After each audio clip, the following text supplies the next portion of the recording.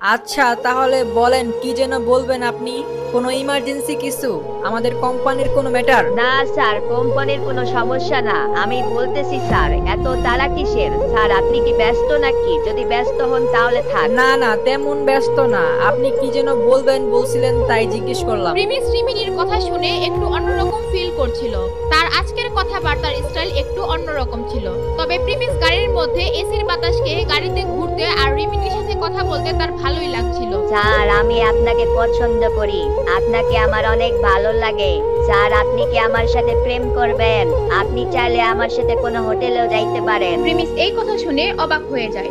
যদিও রিমিনি দেখতে অনেক সুন্দর ছিল, কিন্তু প্রিমিস এত সহজে নরম হওয়ার ছেলে না। প্রিমিসের যা সম্পত্তি টাকা পয়সা আছে তা দেখে যে কোনো মেয়ে প্রিমিসের প্রেমে পড়ে যাবে। আর প্রিমিস ছেলে হিসেবেও অনেক ভালো। আসলে রিমিনি, আমি তোমাকে নিয়ে তেমন কিছু ভাবি নাই। তুমি দেখতে খুবই সুন্দর, কিন্তু আমি আসলে তোমাকে নিয়ে এরকম কিছু এখনো ভাবি নাই। স্যার আপনি চাইলে আরেকবার ভাবতে পারেন, আমি আপনাকে অনেক ভালোবাসবো। আই এম সরি, আমি আসলে এখন এগুলার মধ্যে ইন্টারেস্ট ফিল করতেছি না। এরপর রিমিনি প্রিমিসকে আর জোর করে না, কারণ প্রিমিসের সাথে বেশি রকম করলে তার চাকরিও যেতে পারে। তাই এই ব্যাপারে সে আর মুখ খুলে না, আর প্রিমিস তার মুখ অন্যদিকে ঘুরিয়ে নেয়। কিছুক্ষণ পর রিমিনি তার গাড়ি শহরের একটি বড় শপিং মলে গিয়ে রাখে, আর তারা ওই শপিং মলের ভিতরে একটা জামা কাপড়ের দোকানে ঢুকে। সেটা দেখে প্রিমিস মনে মনে ভাবে, আরে ও আমাকে জামা কাপড়ের দোকানে কেন নিয়ে আসলো? ও কি আমাকে ওর জন্য জামা কাপড় কিনে দেওয়ার জন্য নিয়ে আসলো নাকি আবার? প্রিমিস এগুলা ভাবতে থাকে আর আশেপাশে তাকাতে থাকে। কিছুক্ষণ পর ওই দোকানের ম্যানেজার আসে, আর সে রিমিনিকে দেখে অবাক হয়ে বলে, আরে ম্যাডাম, আপনি এখানে হঠাৎ কি মনে করে এখানে আসলেন? আরে ওকে ম্যাডাম বলতেছে, ও কি এখানকার রেগুলার কাস্টমার নাকি? প্রিমিস স্যার, আমি এই শপের ইনচার্জ, আর আজকে এখানে একটা কাজে আসছি, আর সেটা আপনার জন্যই। আমার জন্য? আমার এই শপের সাথে কি কাজ? প্রিমিস রিমিনির কথা কিছুই বুঝতেছে না। এই শপের মধ্যে তার আবার কি কাজ থাকতে পারে? এদিকে রিমিনি এই শপের ম্যানেজারের দিকে তাকিয়ে বলে, তানভীর সাহেব, আজকে থেকে প্রিমিস স্যার আমাদের এই শপের মালিক। আজকে থেকে উনি যা বলবে আমাদের তা ফলো করতে হবে, বুঝতে পারছো? আচ্ছা ঠিক আছে ম্যাডাম, আমি বুঝতে পারছি, কোনো সমস্যা নাই।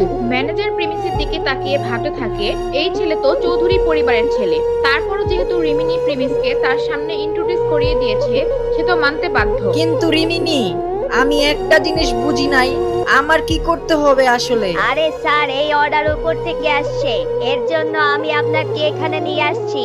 উপর থেকে এই অর্ডার আসছে যে আজ নয়তো কাল আপনার পরিবারের কাজ সামলাইতে হবে।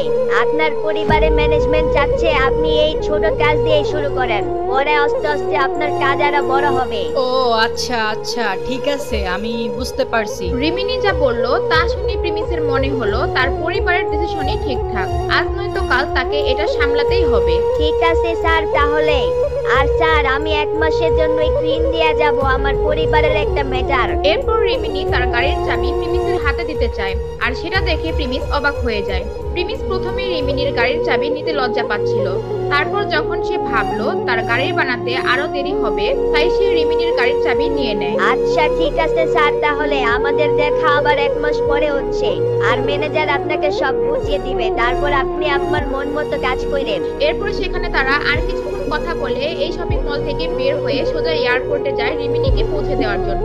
সেখানে থেকে ফেরার সময় প্রিমিস একটা দামি রেস্টুরেন্টে যায় তার আর রাধিকার জন্য খাবার কেনার জন্য। তারপর সে তার গাড়ি সেখানে রেখে এক জায়গায় পার্ক করে, আর যখনই সে রেস্টুরেন্টে ঢুকবে তার পায়ের সামনে 10 টাকার একটা নোট পড়া দেখে। সে যখন ওই টাকাটা তুলতে যায় আর তার পিছন থেকে একটা মেয়ে